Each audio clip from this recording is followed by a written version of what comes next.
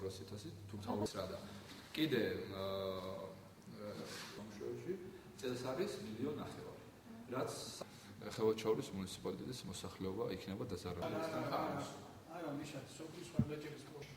ანუ სუბსიდია უნდა მოგცეს ჩვენ რომ გავითვალისწინოთ და ავსახოთ. ხევოჩაურის მუნიციპალიტეტისთვის ცენტრალურ ხელისუფლებას არც ერთი თეთრი არ გამოუყია ინფრასტრუქტურული ღონისძიებებისათვის. ასევე ჯერ კიდევ უცნობი არის სოფლის მხარდაჭერი პროგრამა წლების განმავლობაში, რომელიც ხორციელდებოდა, ამის ბედი ჯერ არ არის თანხა ჩამორიცხული ხევოჩაურის მუნიციპალიტეტში და ასევე ხაზი მინდა გაუსვა იმ 200,000 ლარს, რომელიც ჩვენ ადგილობრივი ბიუჯეტიდან გამოვყავით სტექით დაზარალებულებისათვის ერთი პუნქტიდან, რომელი პუნქტის ეხებოდა გზების მოვლა შენახვას, ეს თანხა ამოვიღეთ და დავეხმარეთ სტექით დაზარალებულებებს, რაც მთავრობას უნდა ჩამოერიცხა და დღემდე არ არის ჩამორიცხული ეს თანხა. მთავრობა გაწყვეტავს ამ საკითხს, მე ხო არ წყვეტავ რა.